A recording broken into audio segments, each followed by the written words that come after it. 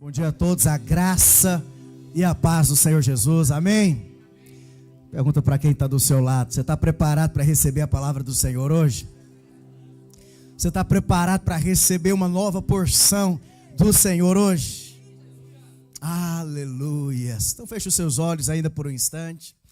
Pai, no nome do Senhor Jesus, ó Deus, nós estamos aqui nessa manhã, porque nós reconhecemos a nossa necessidade do Senhor. Mas nós reconhecemos, ó Deus, que o Senhor é quem nos alimenta, o Senhor é quem nos fortalece, o Senhor é aquele que nos traz revelação, nos traz sabedoria, o Senhor é aquele que traz o refrigério que a nossa alma precisa. Senhor, nós abrimos a nossa mente, o nosso coração para tudo aquilo que o Senhor tem para a nossa vida hoje, em nome de Jesus. Glória a Deus. Irmãos, hoje nós estamos no 8º dia do nosso jejum, amém? E eu vou ser honesto com você, existem alguns sinais de que aquilo que nós estamos fazendo está incomodando o inferno, né? Hoje, para que esse culto acontecesse, eu vou falar para vocês, irmãos, foram muitas resistências, né?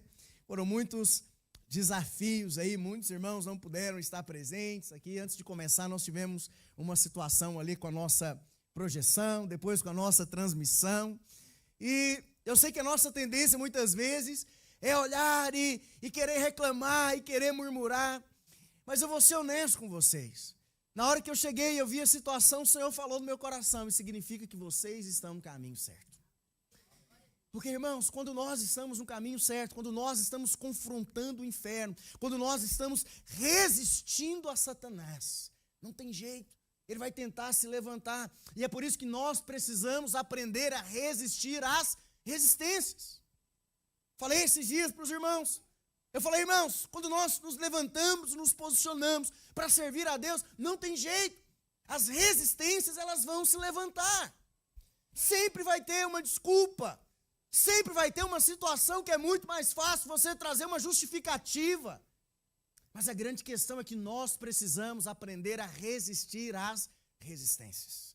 Não espere servir ao Senhor genuinamente, sem resistência. Porque faz parte, nós estamos no meio de uma batalha espiritual. Se nós não estivéssemos incomodando o inimigo, irmão, você pode ter certeza que ele não mexeria com a gente. Você pode ter certeza que ele não tentaria nos parar. Mas nós vamos até o fim em nome de Jesus, amém? Nós vamos resistir à resistência. A palavra de Deus, ela diz que quando nós resistimos ao diabo, ele foge da nossa presença. O inimigo, ele pode se levantar contra nós por um caminho, mas por 7 caminhos, ele foge da nossa presença. Sabe, nós estamos aqui nesses dias de jejum e oração, para confrontarmos as cadeias do inferno. Nós estamos aqui como igreja, irmãos, não é para fazermos dieta, mas nós estamos aqui para abalar o mundo espiritual. Não é só você passar fome, não é uma questão de você deixar de comer, mas é uma questão, irmãos, nesse momento, poder de Deus tem sido derramado e tem sido liberado nas nossas vidas, amém? Sabe, é por isso que nós vamos até o fim. E eu vou te dizer, lá no fim, nós testemunharemos grandes coisas que o Senhor fez e que o Senhor fará no nosso meio. Amém? Sabe, hoje nós estamos no 8º dia do jejum. Mas eu não vou ministrar o capítulo do dia, assim como nós havíamos combinado originalmente, né?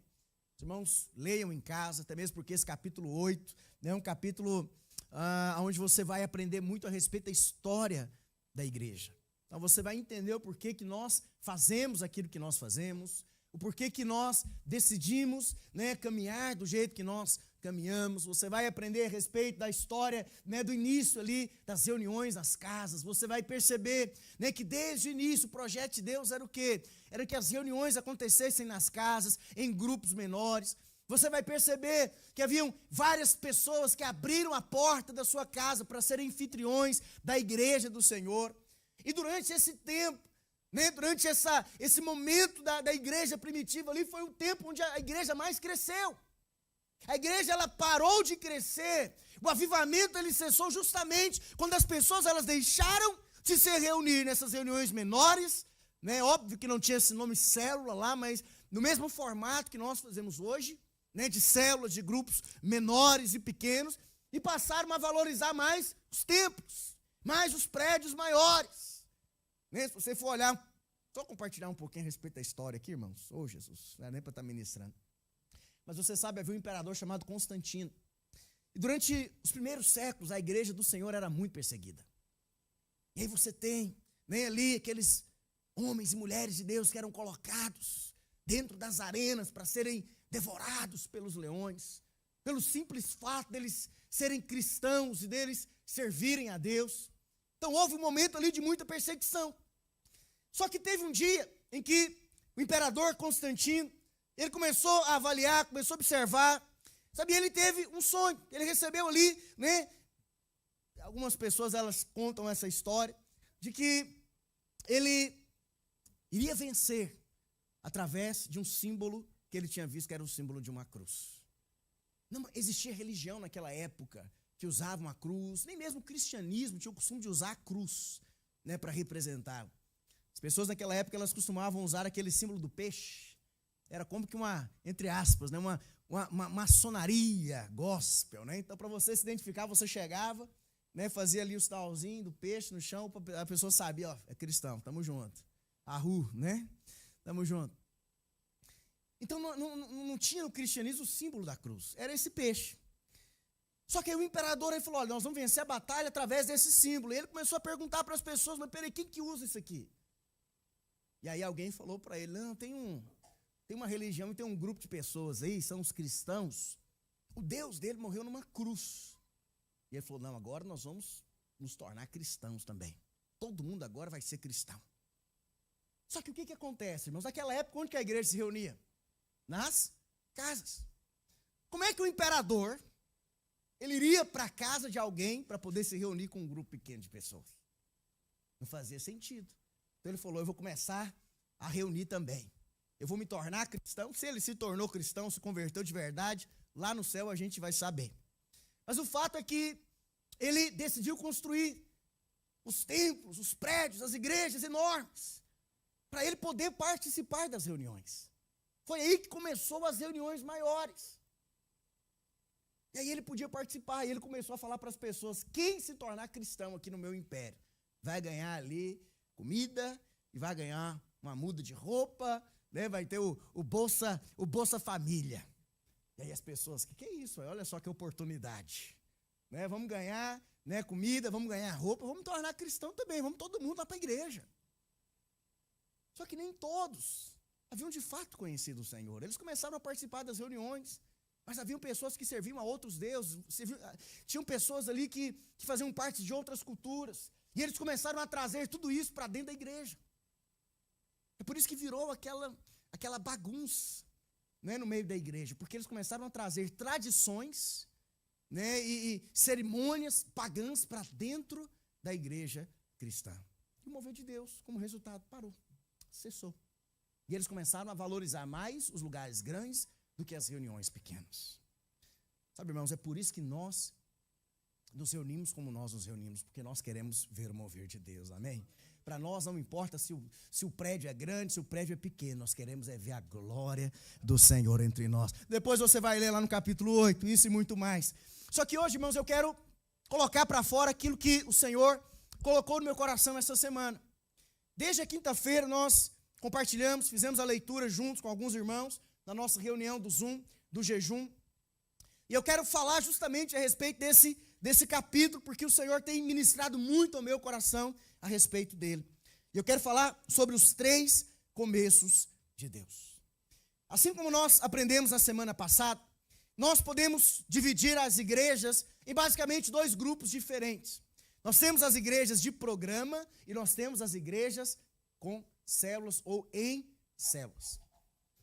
E qual que é a diferença básica entre esses 2 modelos de igreja? A diferença, irmãos, é que as igrejas de programa, como o próprio nome diz, o objetivo delas é envolver os membros em programas.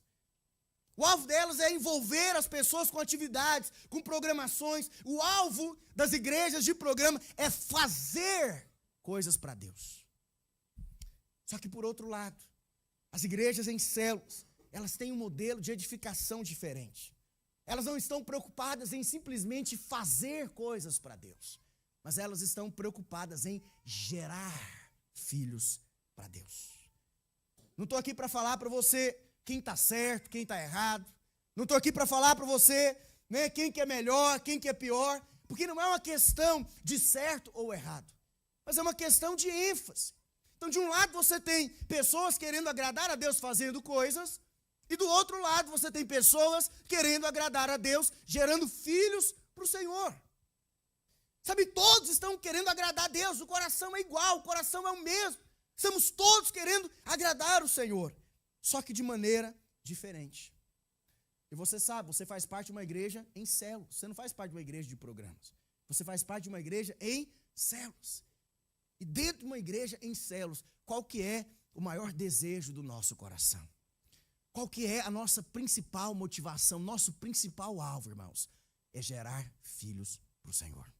Gerar filhos para Deus. Fala para quem está do seu lado, você faz parte de uma igreja em células. E o nosso maior objetivo é gerar filhos para Deus. Sabe, quando nós olhamos para a palavra do Senhor, nós percebemos que, na verdade, isso é tudo que o Senhor mais deseja. Ter filhos à imagem e semelhança de Jesus. Deus, Ele não nos chamou para sermos uma igreja cheia de atividades. Às vezes as pessoas, elas vêm me cobrar, pastor, nós poderíamos ter outros cultos durante a semana. Pastor, por que nós só temos um culto, por semana, no domingo pela manhã? Ah, pastor, por que nós não fazemos isso? Por que nós não fazemos aquilo outro? E a explicação está aqui. Porque o Senhor não nos chamou para sermos uma igreja cheia de atividades. Deus nos chamou para sermos uma família que gera filhos espirituais. O alvo de Deus não é fazer.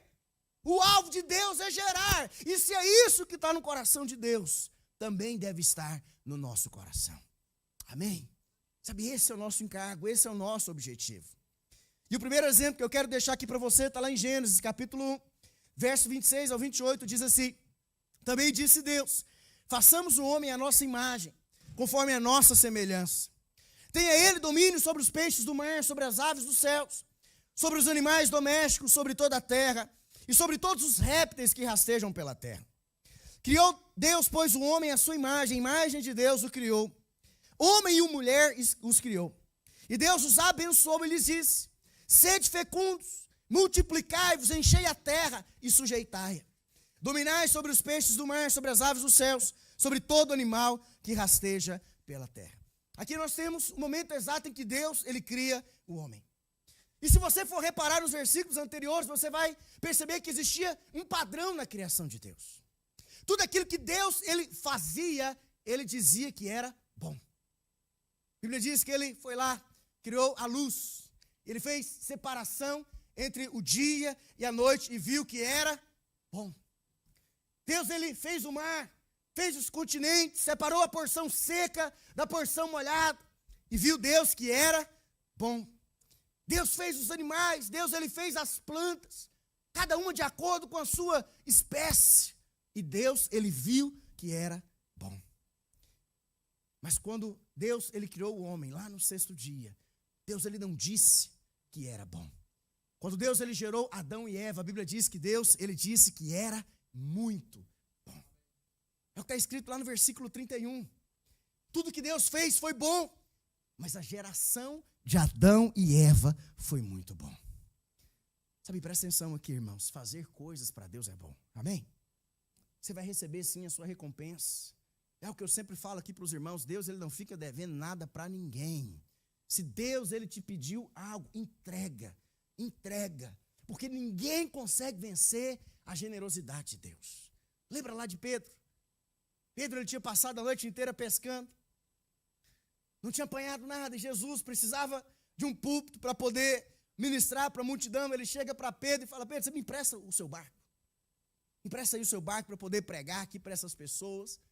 Pedro, de bom coração, entrega para o Senhor Jesus. O Senhor, Ele ministra para a multidão. E depois o Senhor, Ele fala para Pedro: vai lá e lança suas redes. Senhor, mas a gente pescou a noite inteira, ninguém apanhou nada. Vai lá e lança as redes. E qual foi o resultado disso, irmãos? A Bíblia diz que ele apanhou tantos peixes, eram tantos peixes grandes, que ele teve que pedir ajuda para os pescadores que estavam próximos a ele. Sabe, nós nunca perdemos nada quando o Senhor nos pede tudo. Nós nunca perdemos quando nós temos o coração de entregar para o Senhor. Pedro foi abençoado. Se não tivesse sido Pedro, se tivesse sido um outro pescador, se Pedro tivesse falado, não vou entregar não, Senhor. Olha isso aqui, não sei o que o Senhor vai fazer, não sei se o Senhor tem experiência para pilotar barco, será que vai dar certo, vai encalhar meu barco aqui, é meu ganha-pão. Pede para outro.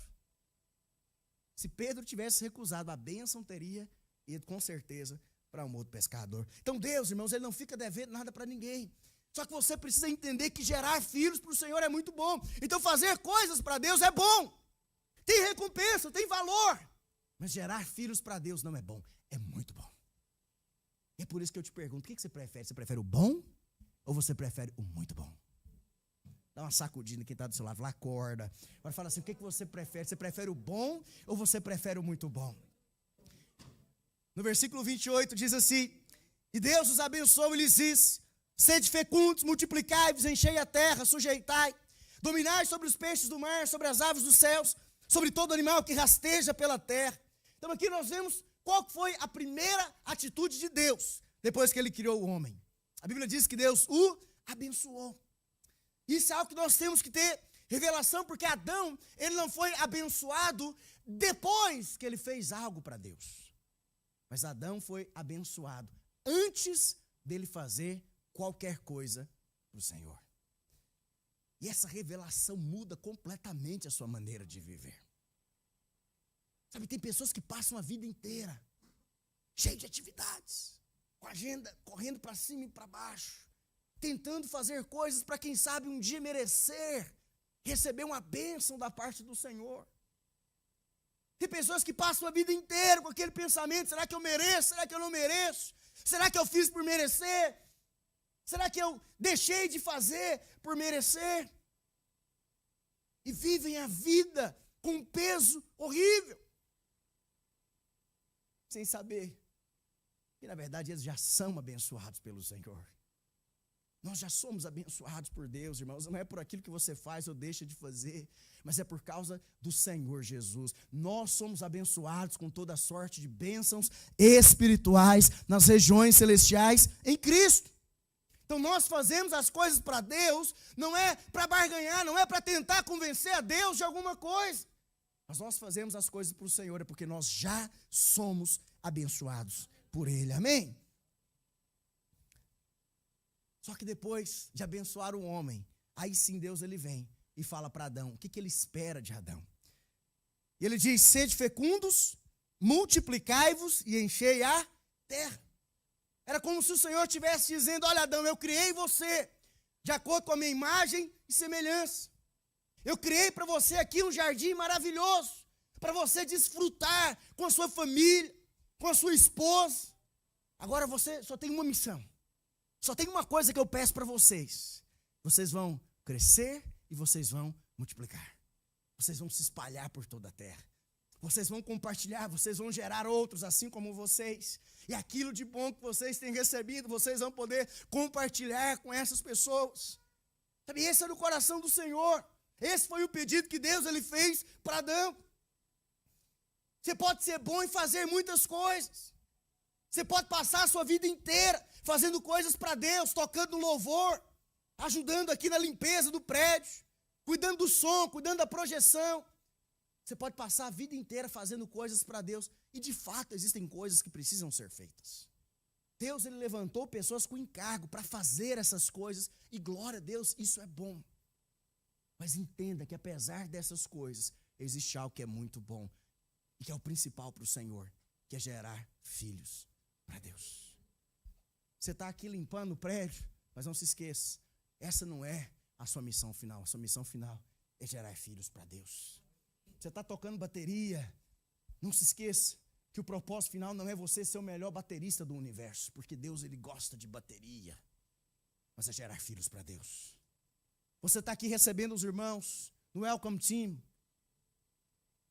mas entenda que o seu alvo final não é ser o melhor, ter a melhor recepção do universo. Faça isso, faça com amor, faça com encargo. Mas entenda que no final, o seu objetivo tem que ser gerar filhos para Deus, porque essa é a mais alta prioridade do Senhor. Avançando um pouco lá para Gênesis, capítulos 4 e 5, nós encontramos duas gerações de pessoas. Nós temos a geração de Caim e nós temos a geração de Sete. Abel, ele não teve descendência, não teve geração, né? Porque você sabe, logo no começo, Caim ali, tomado de inveja, matou seu irmão Abel. E depois, Adão e Eva, eles tiveram um outro filho chamado Sete. Então você tem a geração de Caim e você tem a geração de Sete. E o que é interessante, irmãos, é porque a Bíblia, ela narra de maneira completamente diferente essas duas genealogias. Lá no capítulo 4, a Bíblia fala a respeito da geração de Caim. E a Bíblia faz questão de enfatizar as coisas que a geração de Caim fizeram. Capítulo 4, o foco são as coisas que eles fizeram. Então, por exemplo, lá em Gênesis, capítulo 4, a partir do verso 17, diz assim: E coabitou Caim com a sua mulher, ela concebeu e deu à luz a Enoque. Caim edificou uma cidade e lhe chamou Enoque o nome do seu filho. A Enoque nasceu-lhe Irade. Irade gerou a Meujael, Meujael a Metusael, e Metusael a Lameque. Lameque tomou para si duas esposas, o nome de uma Ada e a outra se chamava Zilá. Ada deu à luz a Jabal. Este foi o pai dos que habitam em tendas e possuem gado. O nome do seu irmão era Jubal. Este foi o pai de todos os que tocam harpa e flauta. Zilá, por sua vez, deu à luz a Tubal Caim, artífice de todo instrumento cortante de bronze e ferro. A irmã de Tubal Caim foi Naamá. Então olha só o que está escrito aqui, irmãos. A Bíblia diz que Caim ele construiu uma cidade inteira só para o seu filho Enoque. No verso 20, Jabal foi pai, mas pai daqueles que faziam tendas e daqueles que cuidavam de gado, de rebanho. No verso 21 diz que Jubal era muito bom em tocar harpa e flauta. No verso 22 está escrito que Tubal Caim era artífice de todo instrumento cortante de bronze e de ferro. Só tinha gente habilidosa aqui na geração de Caim. Era só gente ali com 5 talentos. Era gente que tocava muito bem, era gente que construía muito bem. Parou para pensar, irmãos, tem dia que eu passo aperto lá em casa para arrumar um negocinho que estragou na casa. Você imagina um camarada, ele construiu uma cidade inteira para o filho dele. Outro cara, ele era especialista em fazer obras de arte. Que fazia aquelas coisas mais maravilhosas, construía as armas, as melhores armas. O povo era bom em fazer coisas, a geração de Caim. Isso no capítulo 4 de Gênesis. Só que lá no capítulo 5, quando a Bíblia vai falar sobre a geração de Sete, a partir do verso 4 diz assim: Depois que gerou a Sete, viveu Adão 800 anos, e teve filhos e filhas. Vamos ler juntos aqui a partir do 5, vamos lá. 1, 2, 3. Os dias todos da vida de Adão foram 930 anos, e morreu. Sete viveu 125 anos e gerou a Enos. Depois que gerou a Enos, viveu Sete, 807 anos, e teve filhos e filhas. Todos os dias de Sete foram 912 anos, e morreu. Enos viveu 99 anos e gerou a Cainã. Você está conseguindo perceber a diferença entre essas duas gerações? A de Caim, no capítulo 4, a Bíblia enfatiza aquilo que eles fizeram. As obras das suas mãos, gloriosas, armas, obras de arte, cidades inteiras. E a Bíblia não menciona quantos anos eles viveram. Até fala que eles tiveram filhos ali, mas a ênfase principal é o quê? Nas obras, naquilo que eles fizeram. Era no fazer. Só que aqui no capítulo 5, quando vai falar sobre Sete, a ênfase é o quê? Na geração. E em quantos anos eles viveram. Não menciona nada aqui que eles fizeram. Ninguém construiu cidade, ninguém fez arma, ninguém tocou no louvor, ninguém construiu prédio para a igreja. Irmãos, eles não fizeram nada. Eles apenas geraram filhos e filhas. E a Bíblia diz quantos anos que eles viveram. E isso daqui é uma chave espiritual para nós. Porque a sua idade diante do Senhor não é, pastor, eu tenho 50 anos, tenho 30 anos de convertido, então quer dizer que eu tenho 30 anos, na presença de Deus, tenho 30 anos, o Senhor contou 30 anos da minha vida. Não, não é assim que funciona. Tem muitas pessoas que têm 50 anos de convertido, 50 anos de igreja. Só que tem apenas ali 6 meses contados diante do Senhor. Tem gente que está há 20 anos servindo a Deus, fazendo coisas para Deus, mas que desses 20 anos, somente 2 anos, de fato foram contados pelo Senhor. Porque o que importa para Deus não são os anos que você viveu ou fez as coisas, mas o que importa para o Senhor, o que é contabilizar diante de Deus, são os anos que você viveu debaixo do propósito dEle. Por que lá no capítulo 4 não menciona quantos anos eles viveram? Porque eles estavam ocupados demais fazendo coisas. E os seus dias não foram contados diante do Senhor. Mas a geração de 7, no capítulo 5, faz questão de dizer os anos que eles viveram, porque eles estavam gerando filhos e filhas.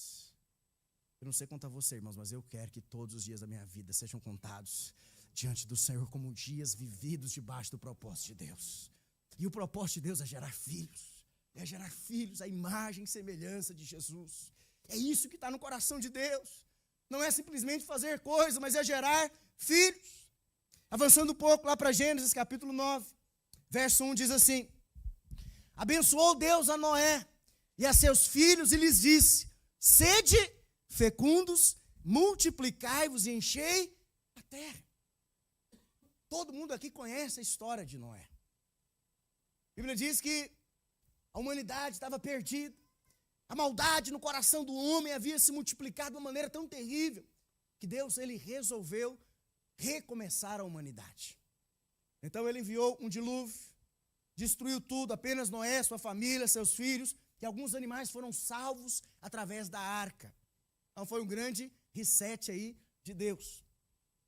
E depois do dilúvio, depois que as águas baixaram, a palavra do Senhor continua dizendo que Noé, ele saiu da arca, construiu um altar diante do Senhor, ofereceu sacrifícios a Deus naquele dia, e o Senhor abençoou Noé, fez uma aliança com Noé, disse que jamais iria tornar a destruir a humanidade através das águas do dilúvio. Como símbolo dessa aliança, ele criou o arco-íris. Então, todas as vezes que você vê no céu um arco-íris, você se lembra da aliança que Deus ele fez com Noé e com a humanidade. Não se lembra de outras coisas, não. O diabo ele gosta de roubar aquilo que Deus ele faz, é verdade? O diabo ele gosta de distorcer aquilo que o Senhor ele faz. E o Senhor ele fez essa aliança, fez essa promessa. Só que depois, o Senhor ele vem e fala para Noé exatamente a mesma coisa que ele havia dito para Adão lá no Jardim do Éden. Sede fecundos, multiplicai-vos e enchei a terra. A mesma coisa que Deus havia dito para Adão, o Senhor ele vem e fala para Noé. A geração de Adão falhou. A geração de Adão caiu, eles não conseguiram cumprir o propósito de Deus, e Deus ele poderia ter desistido da humanidade. Deus ele poderia ter pensado, ter filho dá trabalho demais, vou mexer com isso mais não. Deixa eu criar gado aqui que é melhor, deixa eu plantar milho, que não dá tanto trabalho assim. Mexer com filho é só problema, é só dor de cabeça. Deus ele poderia ter pensado dessa forma, só que Deus ele não desistiu de nós. Deus ele não desistiu da humanidade, mas o Senhor ele decidiu começar de novo através de Noé. Adão falhou, então o Senhor vem e chama Noé e fala para Noé: sede fecundos, multiplicai-vos, enchei a terra. Mas o grande problema é que essa geração de Noé também falhou em cumprir o propósito de Deus. Lá em Gênesis capítulo 11, a partir do verso 1 diz assim: ora, em toda a terra havia apenas uma linguagem e uma só maneira de falar.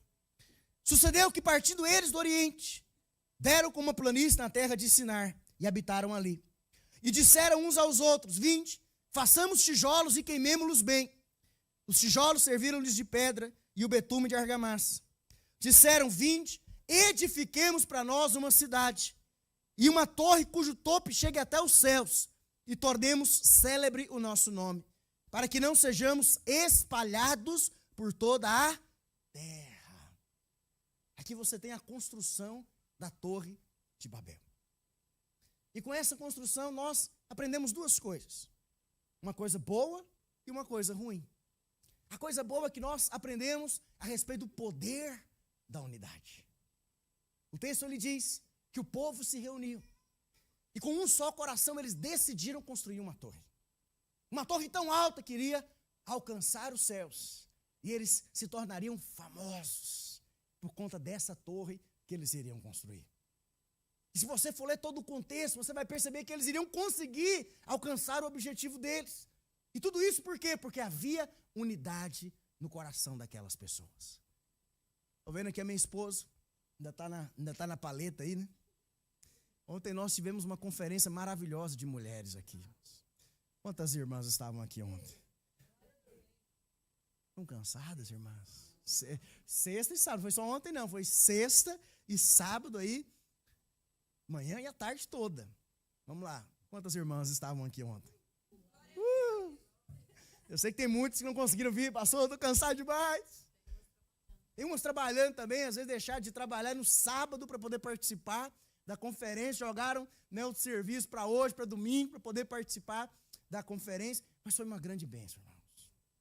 Eu vou falar para vocês, estava tudo muito lindo, estava tudo muito limpo, tudo muito organizado, a comida estava maravilhosa, né, a cantina, a projeção, né, a transmissão, os irmãos da mídia que fizeram sucesso aqui ontem. Meu Deus, vou ter que cobrar. O merchan aqui. A propaganda chegou em outros lugares, chegou em outros estados. Grande a obra, aleluia. Mas eu falo, olha, esses meninos aí, esse aí tem que conversar comigo. Tem que conversar comigo, eu tenho que assinar embaixo, porque tem pedigree. Os irmãos são uma bênção. Irmãos, ficou tudo maravilhoso, tudo muito bom. Os irmãos do louvor aqui, né, que ministraram na sexta, ministraram no sábado, estavam aqui ensaiando já há semanas para a conferência. Eu louvo a Deus pela vida de vocês. E o negócio estava tão maravilhoso que no final eu não ia nem me envolver, porque, afinal de contas, era uma conferência de mulheres. Mas eu falei, não consegui. Fiquei agoniado ali atrás, eu só vendo, o povo orando. Eu falei, eu preciso orar também. Eu falei, não. Aí eu entrava para minha sala, fechava a porta, não, eu preciso ir lá. E o senhor me incomodava, eu voltava. Eu falei, não, tem que orar. Eu falei, sabe de uma coisa? Estou nem aí. Põe na conta do amor. Pode ser minha esposa quiser, ela briga comigo lá em casa. Mas eu não estou nem aí. Foi uma bênção, irmãos. Foi uma bênção. Sabe, eu acredito que essa foi a primeira conferência de mulheres, de muitas que virão. E cada uma delas vai ser ainda melhor em nome do Senhor Jesus. Amém? Até falei para o pastor nosso lá de novo, falei, olha, nós vamos fazer a nossa conferência de homens aqui, mas nós vamos ter que chamar as irmãs para fazer, porque as irmãs dão um show, as irmãs fazem o negócio acontecer, então a gente precisa da ajuda delas. Mas onde que eu quero chegar com isso daqui, irmãos? Por que foi possível essa conferência do jeito que ela aconteceu? Por que foi possível? Nós temos uma excelência como nós tivemos aqui ontem. Irmãos, foram cerca de 70 mulheres participando desses 2 dias de conferência. Por que foi possível isso acontecer? Por causa do poder da unidade. Porque as irmãs se reuniram e elas decidiram fazer acontecer no nome do Senhor Jesus. Você não faz ideia do poder da unidade, você não faz ideia do poder que há quando homens e mulheres de Deus se reúnem com um só coração, buscando um só objetivo no Senhor. Você não faz ideia, irmãos, de onde nós podemos chegar se você decidir, de fato, abrir o seu coração e se conectar e caminharmos juntos no propósito. Você não faz ideia de onde o Senhor pode nos levar como igreja. E não é para a glória do nosso nome, mas é para a glória do nome dEle.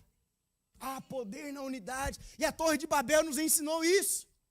Se Deus não tivesse nem mexido, intervido na situação, eles teriam conseguido fazer. Então Deus ele falou, não, peraí, eu preciso fazer alguma coisa para impedir. Porque eles iriam conseguir por causa do poder da unidade. Esse foi o lado bom. Mas teve um lado ruim. Qual que era o lado ruim? Eles se reuniram para fazer algo que estava contra o propósito de Deus. Qual que era o desejo do coração do Senhor desde o início? O que Deus tinha falado para Adão lá no começo? O que Deus tinha falado de novo para Noé e reafirmado exatamente a mesma coisa? O povo tinha que crescer, se multiplicar e se espalhar por toda a terra. Essa era a vontade de Deus. Mas o objetivo da Torre de Babel era exatamente o contrário. No verso 4 diz assim, disseram, 20, edifiquemos para nós uma cidade e uma torre cujo topo chegue até os céus e tornemos célebre o nosso nome, para que não sejamos espalhados por toda a terra. Não sejamos espalhados por toda a terra. Deus havia mandado espalhar. Mas eles não queriam ser espalhados. Por isso que eles fracassaram, aquela geração fracassou em cumprir o propósito de Deus. Segunda chance, Deus poderia ter desistido, não podia? Pô, já tentei com Adão, vacilou.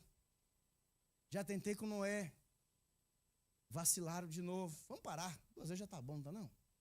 É o que dizem por aí, uma vez até você até entende, né? Mas o mesmo erro 2 vezes, aí já é burrice, né? A gente pode pensar dessa forma, mas Deus ele não desistiu.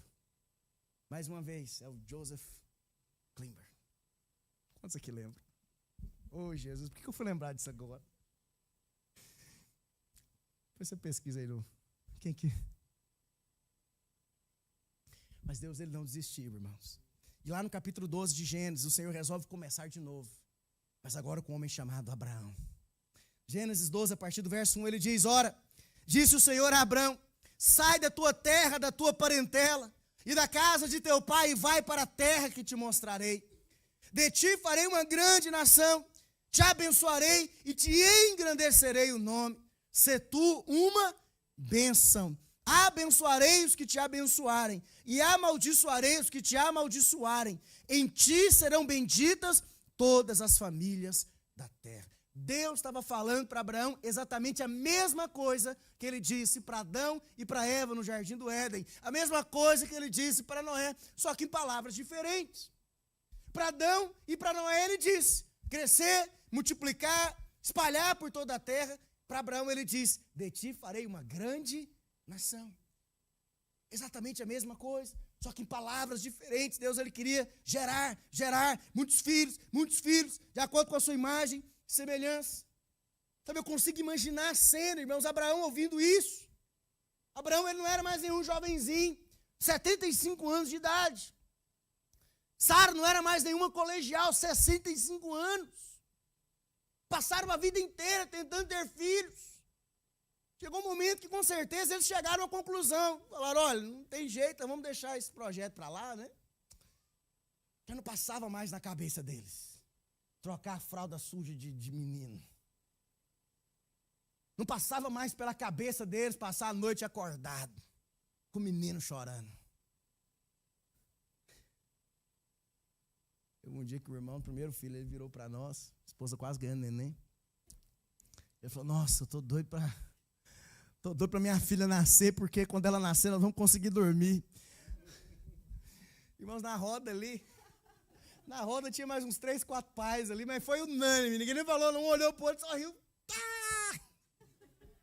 Falei: irmão, inocente, não sabe de nada dormir. Falei: esquece, agora que você não vai dormir mesmo.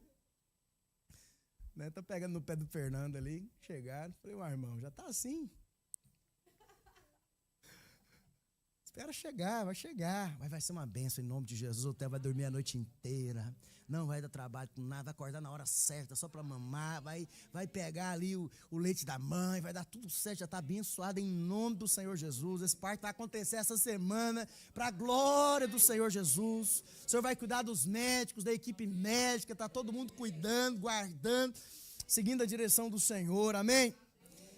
Mas irmãos, não fazia mais parte do projeto deles ter filhos. E aí o Senhor vira para Abraão e fala: olha, vocês vão ser pais.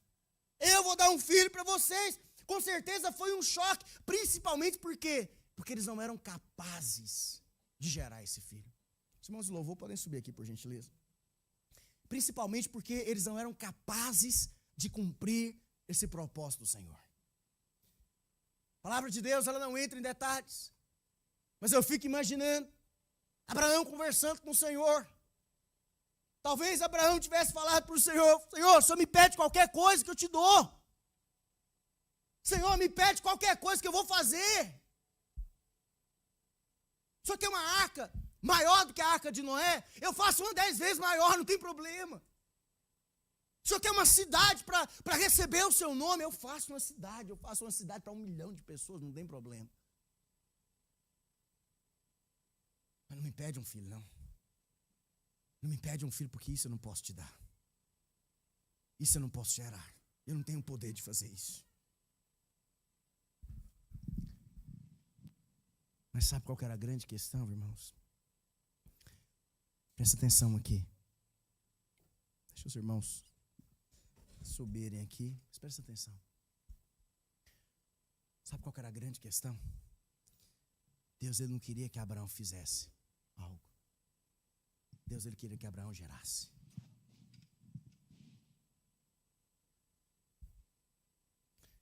É muitas vezes nesse ponto que nós erramos, sabia? Porque às vezes nós achamos que Deus, ele quer que nós façamos algo, quando o que Deus quer é que nós geremos. Muitas vezes nós corremos da responsabilidade de gerar filhos para Deus. Muitas vezes nós corremos da responsabilidade, talvez, de liderar uma célula.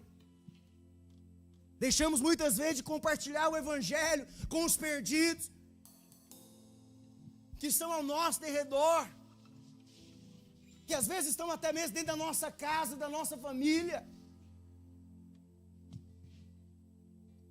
Corremos da responsabilidade porque nós achamos que nós não somos capazes de fazer.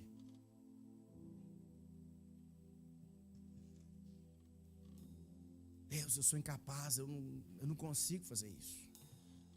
Eu vou te contar uma coisa que talvez ninguém nunca te contou. Você não é capaz mesmo, não. Você é só um Abraão, irmãos. Você é só mais um Abraão. Você não é capaz de gerar um filho sequer para Deus. Sozinho você não tem poder de mudar a vida de ninguém. Sozinho você não tem poder de convencer ninguém do pecado, da justiça e do juízo. Isso é obra exclusiva do Espírito Santo de Deus.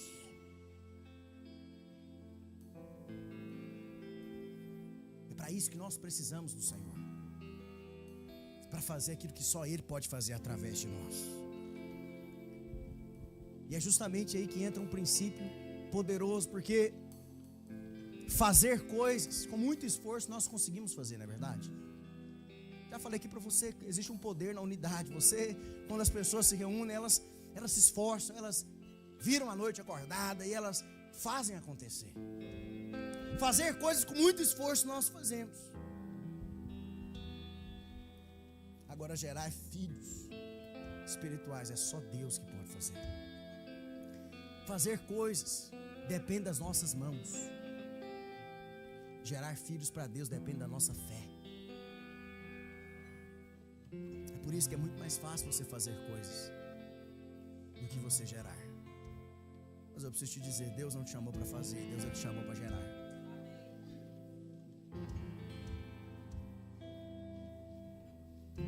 É bom ter alguém tocando bateria, é maravilhoso. É bom ter alguém tocando violão, é bom ter alguém tocando teclado. É bom ter alguém que limpa o prédio e cuida da projeção e faz a transmissão pela internet, faz as coisas acontecerem. Isso é muito bom. Mas sabe de uma coisa? Nada disso existia há 2000 anos atrás. E mesmo assim as coisas aconteciam. Jesus não precisou de um baterista, Jesus não precisou de um tecladista. Os apóstolos não precisaram de microfone, de cadeira acolchoada. É bom. Não estou falando que nós vamos parar de fazer. Não é isso. Você precisa entender que isso daqui não é o final. Isso aqui não é o propósito final de Deus. O propósito final de Deus é gerar. É gerar filhos. Gostaria que vocês colocassem de pé nessa hora. Quero encerrar lendo Mateus capítulo 28, versos 19 e 20 com você. Mateus 28, versos 19 e 20 diz assim: Ide, portanto. Mateus 28, 19 e 20. Ide, portanto, fazei discípulos de todas as nações, batizando-os em nome do Pai, do Filho, do Espírito Santo, ensinando-os a guardar todas as coisas que vos tenho ordenado. E eis que estou convosco todos os dias até a consumação do século. Sabe, esse é o desejo de Deus, irmãos, é ter filhos à imagem e semelhança de Jesus. O Senhor, Ele revelou esse desejo para Abraão. Abraão falhou na missão. Deus, Ele revelou esse desejo a Noé. Noé falhou na missão. Deus, Ele resolveu levantar Abraão. E agora o Senhor Jesus, Ele vem e Ele fala para nós o que está no centro do coração de Deus. Ide e fazei discípulos de todas as nações. Ide e compartilhar com outros aquilo que você tem recebido da parte do Senhor. Ide e multiplicai, crescei, enchei a terra. No Velho Testamento os filhos, eles eram naturais. Mas no Novo Testamento os filhos que o Senhor requer de nós, eles são espirituais. Sabe, eu quero resumir agora o porquê que nós estamos falando isso aqui para você. Porque como igreja, nós corremos um risco muito grande de nos envolver com tantas coisas.